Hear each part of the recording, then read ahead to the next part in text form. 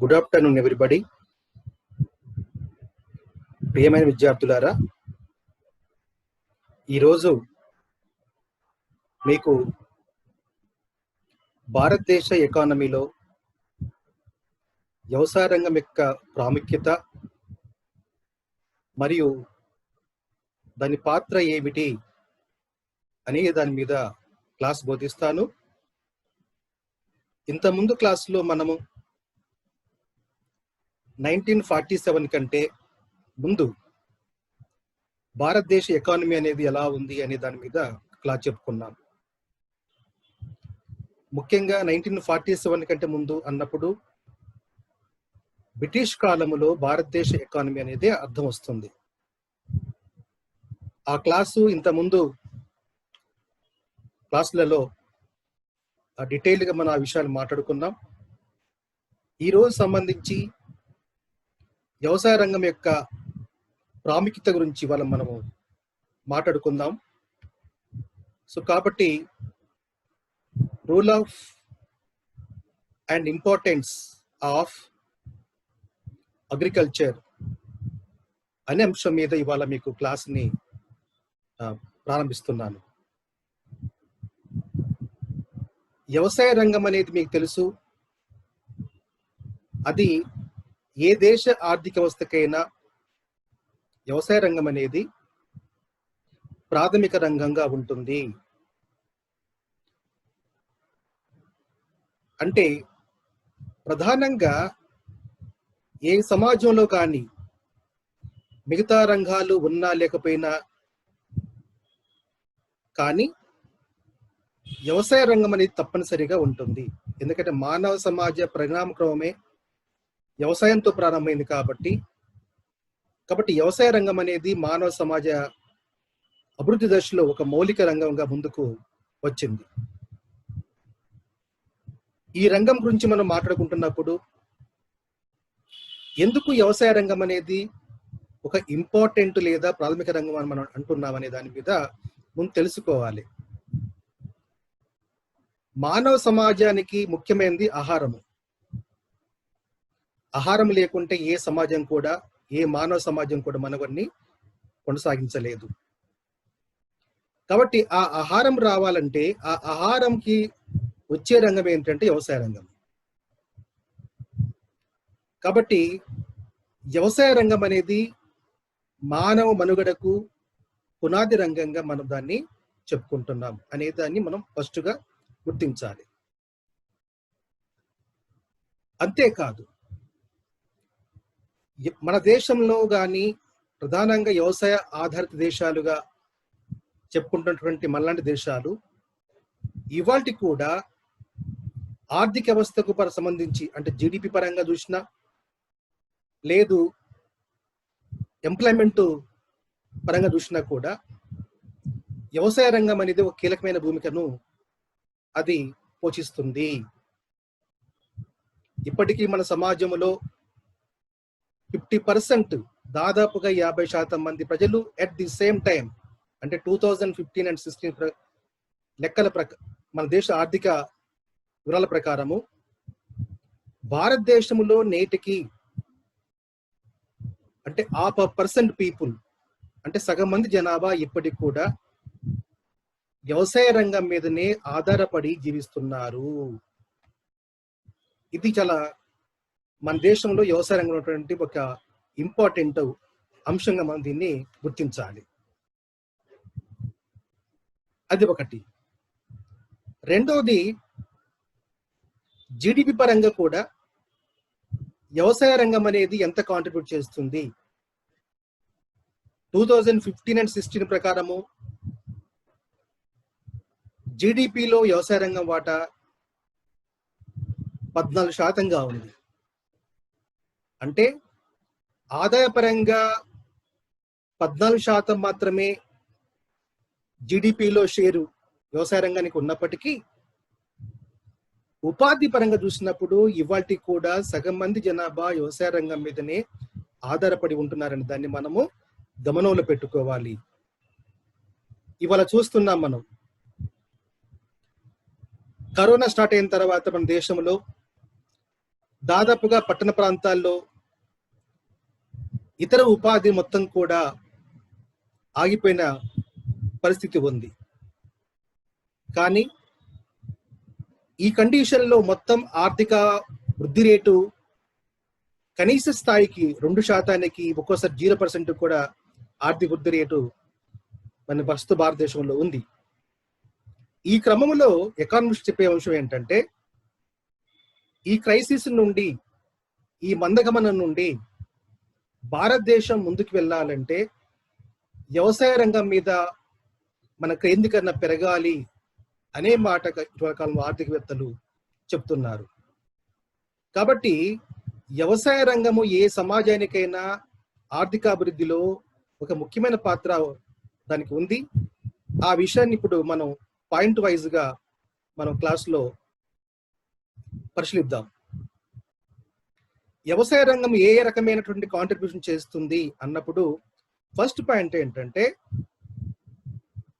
To create employment and income, అంటే ఆ దేశంలో ఉండేటువంటి ప్రజలకు ఆదాయాలు కల్పించటంలోను అలాగే ఉపాధి కల్పించటంలోను వ్యవసాయ రంగం మన సమాజానికి ఇప్పటికి కూడా ఒక గమనీయమైనటువంటి పాత్రని వ్యవసాయ రంగం అనేది ఇవాళ పోషిస్తుంది. ఇది ఒక పాయింట్. రెండోది, పారిశ్రామిక రంగానికి 2 రకాలుగా పారిశ్రామిక రంగము వ్యవసాయ రంగం మీద ఆధారపడుతుంది. ఏ రకంగా అంటే, ఒకటి పారిశ్రామిక రంగానికి కావలసినటువంటి ముడి సరుకులు.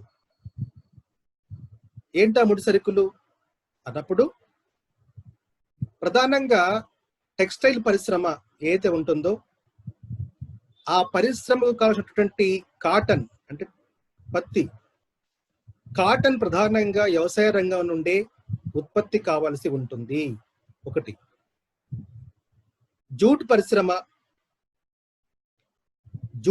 కావాల్సినటువంటి ఆ జూటును కూడా వ్యవసాయ రంగమే పంటలు పండించి ఆ పంట ద్వారా జూటుని పారిశ్రామిక రంగానికి అందివలసి ఉంటుంది.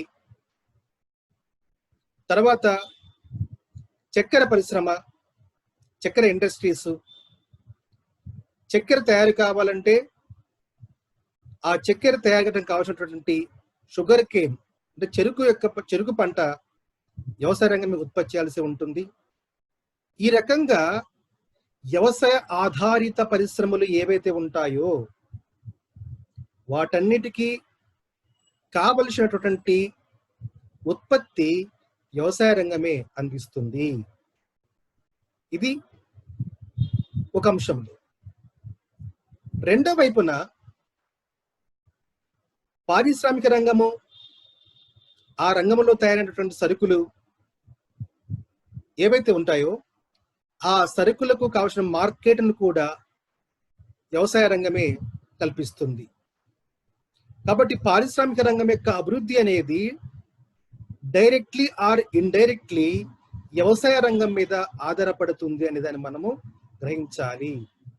సో కాబట్టి ఈ రకం చూసినప్పుడు వ్యవసాయ రంగం యొక్క ప్రాముఖ్యత మనకు అర్థమవుతుంది. ఇదొక అంశం.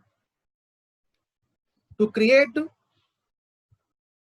Agricultural supplies for industrial capital, పారిశ్రామిక రంగం అభివృద్ధి కావాలంటే పెట్టుబడి కావాలి. దాన్ని మనం క్యాపిటల్ అంటున్నాం. మనం ఆ పెట్టుబడి ప్రధానంగా మొదటి పారిశ్రామిక రంగం ప్రారంభంలో ఉన్నప్పుడు ఆ పెట్టుబడి ఎక్కడి నుంచి వస్తుంది అంటే వ్యవసాయ రంగంలో మిగులు, అంటే వ్యవసాయ రంగం అభివృద్ధి అయిన తర్వాత ఆ రంగంలో మిగులు పారిశ్రామిక పెట్టుబడిగా మారుతుంది.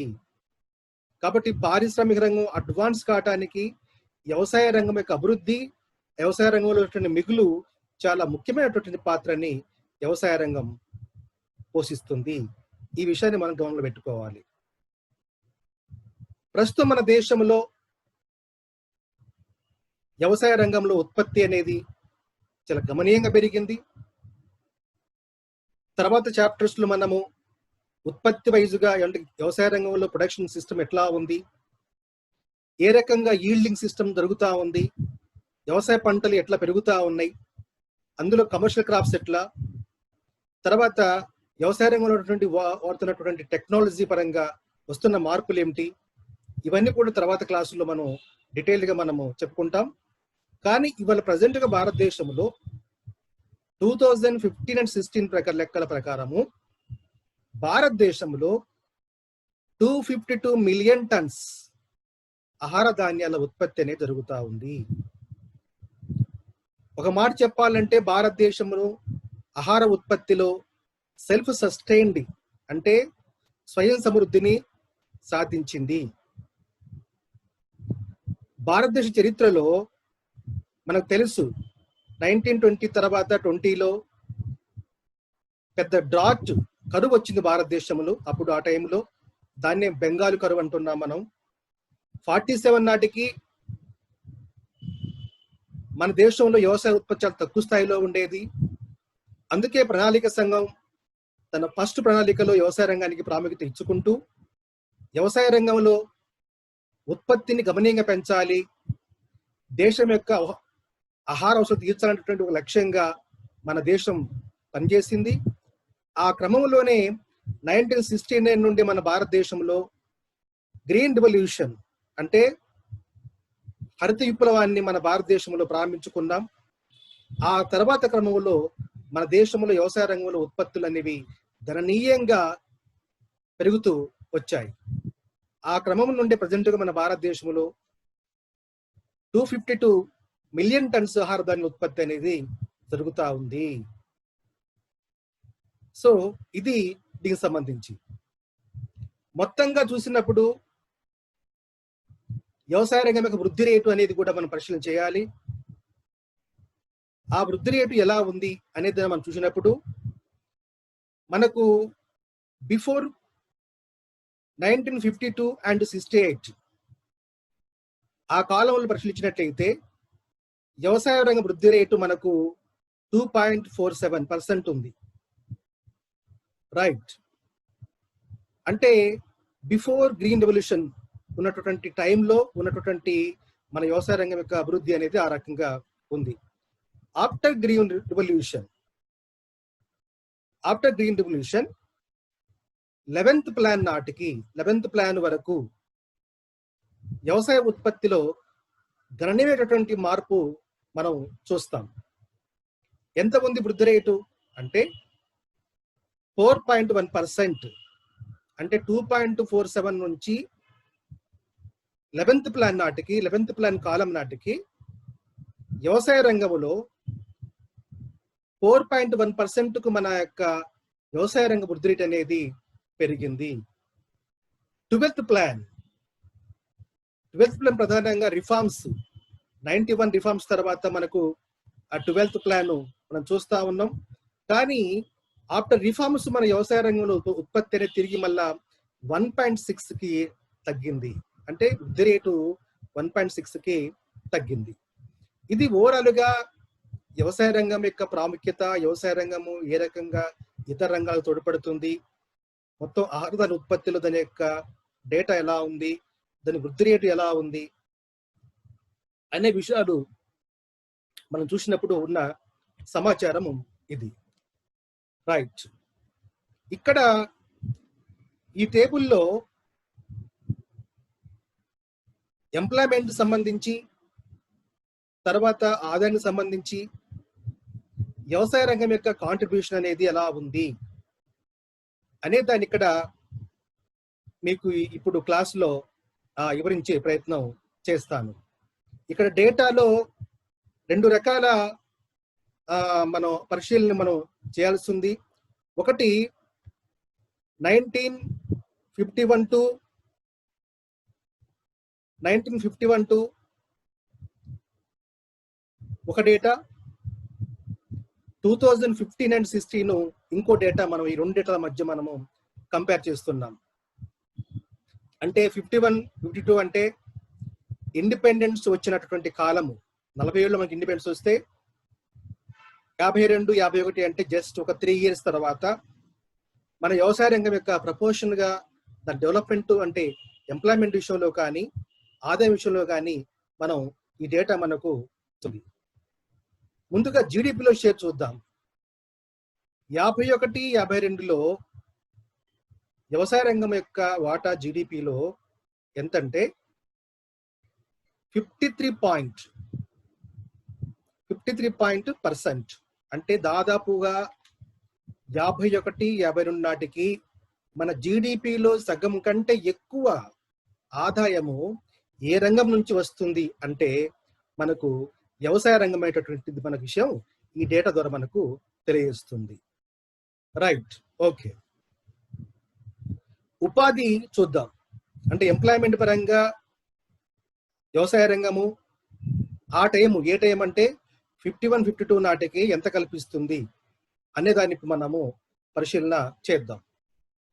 నియర్లీ 72% అంటే 70% పైబడి జనాభాలో, దేశ జనాభాలో 51-52 నాటికి 70% పైబడి జనానికి వ్యవసాయ రంగము ఉపాధిని కల్పిస్తుంది అని ఇక్కడ మనకు డేటా చెబుతుంది.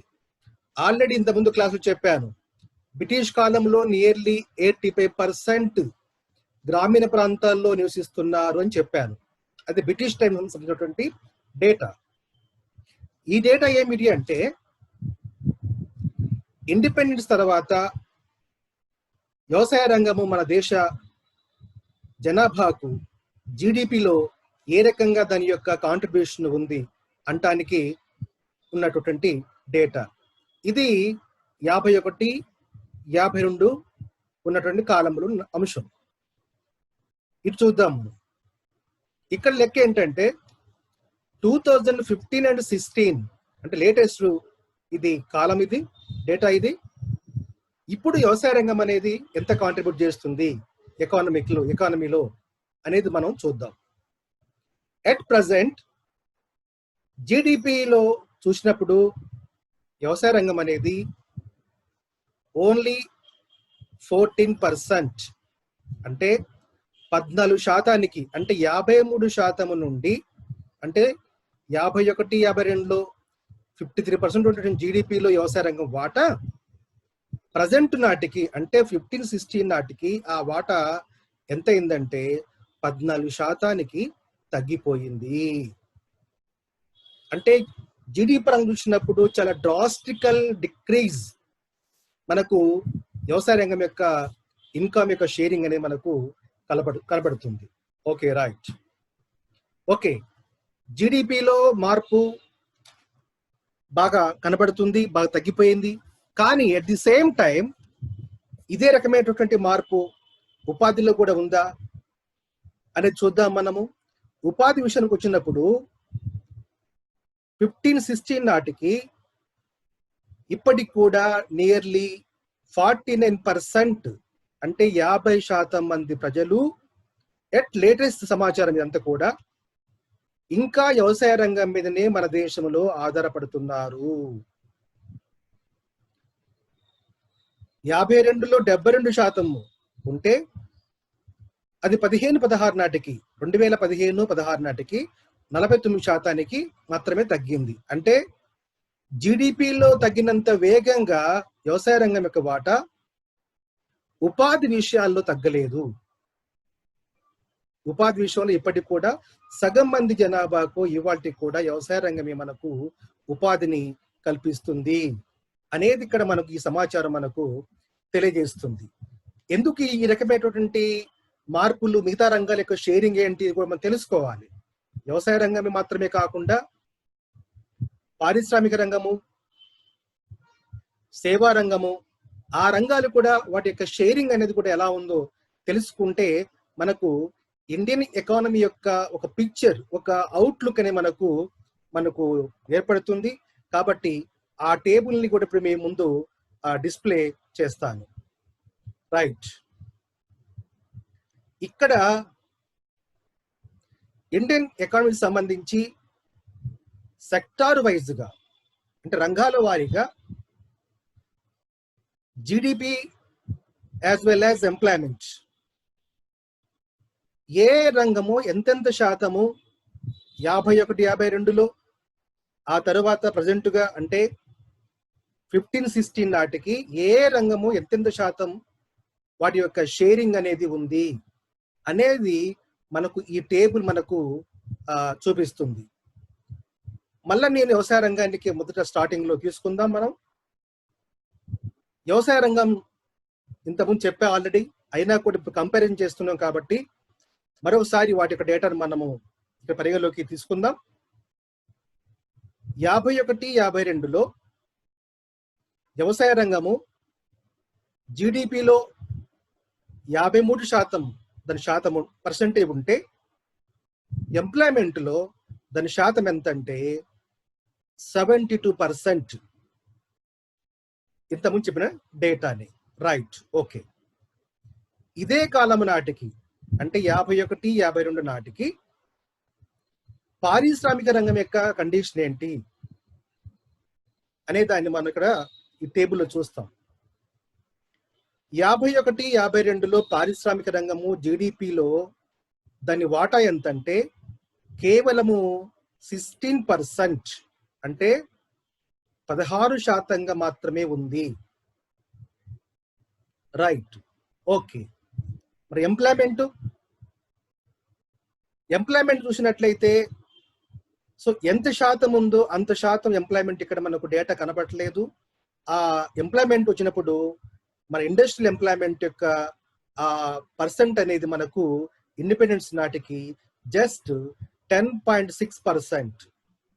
అంటే స్వతంత్రం వచ్చే కొత్తలో మనకు పారిశ్రామిక రంగంలో ఉపాధి యొక్క పరిస్థితి అనేది చాలా తక్కువ స్థాయిలో ఉన్నట్టుగా మనకు ఈ సమాచారం అనేది తెలియజేస్తుంది. దట్ ఈజ్ ఓన్లీ 10.6% మాత్రమే.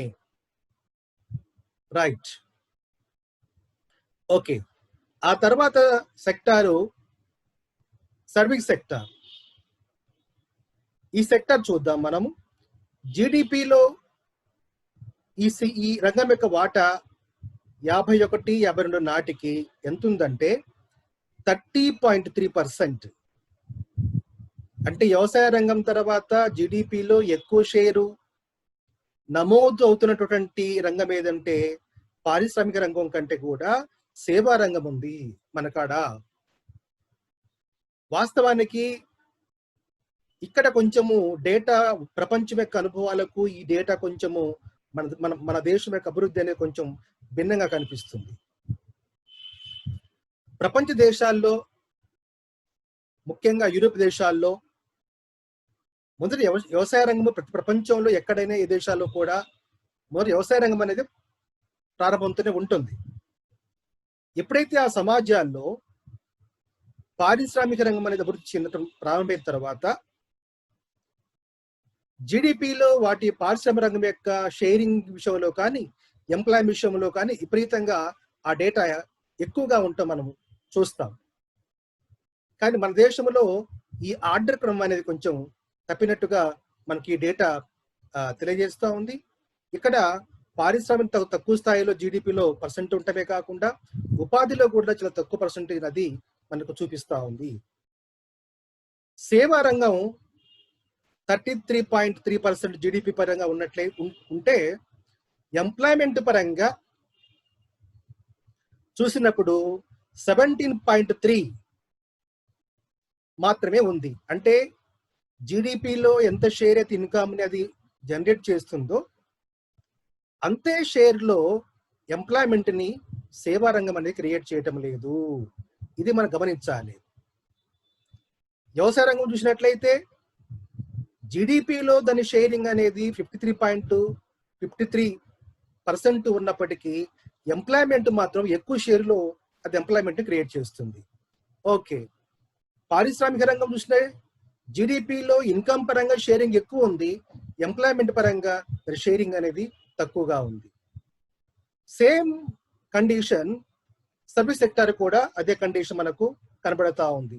జీడిపిలో షేరింగ్ 30% ఉంటే ఎంప్లాయ్మెంట్ లో 17% మాత్రమే మనకు ఇక్కడ కనబడతా ఉంది. ఇది 1951-52 ఉన్నటువంటి లెక్క. ఓకే, ప్రజెంట్ పొజిషన్ ఏమిటి? దీన్ని ఇప్పుడు ఇక్కడ చూద్దాం. మళ్ళీ మనం ప్రస్తుతం అంటే 2015-16 ఆ డేటా ప్రకారంగా వ్యవసాయ రంగం వాళ్ళు చెప్పుకున్న ఇంతకుముందు మనము జీడిపిలో దాని శాతము 14% ఉంటే ఎంప్లాయ్మెంట్లో నియర్లీ 50% అని చూసాం మనం. ఓకే, ఇండస్ట్రియల్ సెక్టార్ చూద్దాం. ఈ సెక్టార్ యొక్క జీడిపిలో షేరింగ్ 27% ఉంది. ఎంప్లాయ్మెంట్ శాతం చూసినట్లయితే 12.7%. వాస్తవానికి 52, 50, 51, 52లో పారిశ్రామిక ఎంప్లాయ్మెంట్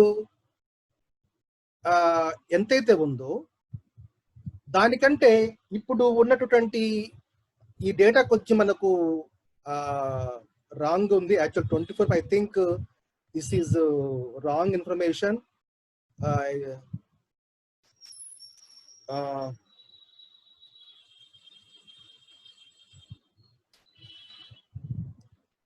ఈ డేటా 24 యాక్చువల్లీ, అది మీకు చెప్తున్నాను.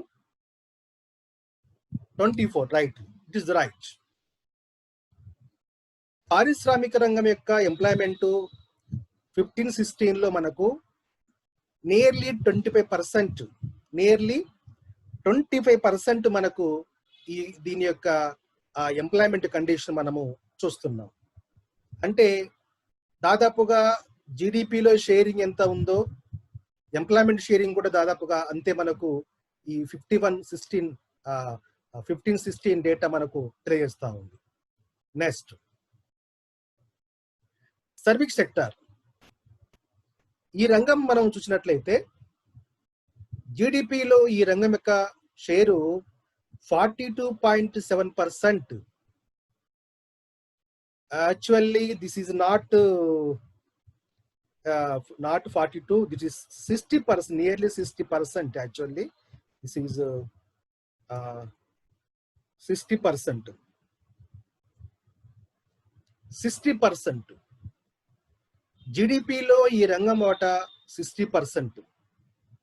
అంటే ఇవాళ భారతదేశంలో గతంలో వ్యవసాయ రంగము మన ఇండిపెండెన్స్ టైంకి ఏ రకంగా అయితే జీడిపిలో ఎక్కువ షేర్ని నమోదు చేసిందో, ఈ రోజు మనకు సేవా రంగం అనేది అంతకంటే ఎక్కువ స్థాయిలో జీడిపిలో దీని యొక్క షేరింగ్ అనేది కనబడతా ఉంది. రైట్. అయితే జీడిపి పరంగా షేరింగ్ లో ఎక్కువగా ఉన్నప్పటికీ ఉపాధి విషయంలో మాత్రము ఈ రంగము అదే స్థాయిలో ఎంప్లాయ్మెంట్ ని ఈ రంగము క్రియేట్ చేయటం లేదు. నియర్లీ 21-22% మాత్రమే ఎంప్లాయ్మెంట్ ఇక్కడ మనకు ఉంది. అంటే ఈ డేటా మనకు ఏం చెప్తా ఉందంటే దేశంలో ఉన్న జనాభా ఆదాయ పరంగా కానీ ఉపాధి పరంగా కానీ వివిధ రంగాల్లో పనిచేస్తున్నటువంటి భారతదేశ ప్రజలు వాళ్ళు పొందే ఆదాయాల్లో వ్యత్యాసాలు, పొందే ఆదాయ వ్యత్యాసాలు అనేవి మనకి డేటా మనకు చూపిస్తా ఉంది. ఏ రకంగా అంటే కేవలము 22-25% మంది సేవా రంగంలో పనిచేసేటువంటి ఉపాధి పొందేటటువంటి వాళ్ళు జీడిపిలో వాళ్ళు దాదాపుగా 60% ఆదాయాన్ని వాళ్ళు ఇవాళ ఆ రంగంలో పనిచేస్తున్న వాళ్ళు పొందుతున్నారు. ఇదొక వ్యత్యాసం. వ్యవసాయ రంగం కంపేర్ చేస్తే వ్యవసాయ రంగంలో 50% మంది పనిచేస్తూ కేవలము వాళ్ళు 14% ఇన్కమ్ మాత్రమే వాళ్ళు ఆదాయాన్ని పొందుతూ ఉన్నారు. అంటే ఎక్కువ మంది పనిచేస్తున్న వ్యవసాయ రంగంలో పనిచేస్తున్న వారి యొక్క ఆదాయాలు అనేవి చాలా తక్కువ స్థాయిలో ఉంటున్నట్టుగా మనకు ఈ డేటా తెలియజేస్తుంది. అందువల్లనే వ్యవసాయ రంగంలో ఆత్మహత్యలు కానీ, వ్యవసాయ రంగంలో పనిచేస్తున్న వారికి ఆదాయాలు తక్కువగా ఉండటం కానీ, పేదరికం ఉండటం కానీ ఎందుకు ఉంటుందంటే ఏ శాతములో ఎంప్లాయ్మెంట్ క్రియేట్ చేయబడుతుందో అదే శాతములో అక్కడ ఆదాయాలు అనేవి వ్యవసాయ రంగంలో ఈ రోజు ఈ దేశ ప్రజలకు లభించడం లేదు. ఈ రకమైనటువంటి ఒక ఇన్ఈక్వల్ డిస్ట్రిబ్యూషన్ అనేది రంగాల మధ్య మనకు వ్యవసాయ రంగంలో కనబడుతుంది. సో దీనివల్ల మనకు ఎకానమీలో ఏ రంగము ఎంతెంత శాతంలో జీడిపి పరంగా ఆదాయాలు పొందుతా ఉన్నాయి, అదే సమయంలో ఎంతెంత శాతం మంది ఆ రంగాల్లో పనిచేస్తున్నారు. అలా పనిచేయటం వల్ల ప్రజలకు వాళ్ళ ఆదాయాలు పొందే విషయంలో ఎందుకు తేడాలు ఉంటాయి అనేది మనకు ఈ టేబుల్ ద్వారా మీకు అర్థమవుతుంది. ఈ క్లాసుని ఇంతటితో నేను విద్యార్థులారా ముగిస్తాను. ముగించిన తర్వాత ఫర్దర్‌గా వ్యవసాయ రంగంలో వచ్చినటువంటి మార్పులు, ఏ మార్పుల వల్ల వ్యవసాయ రంగంలో ఇవాళ 252 టన్స్ ఉత్పత్తి సాధ్యమైంది అనే దాన్ని మనకు వేరే చాప్టర్స్ ఉన్నాయి. ఆ చాప్టర్స్ నేను తర్వాత క్లాసులో మీకు బోధిస్తానని తెలియజేస్తూ ఇవాళ క్లాసుని ఇంతటితో ముగిస్తూ ఉన్నాను.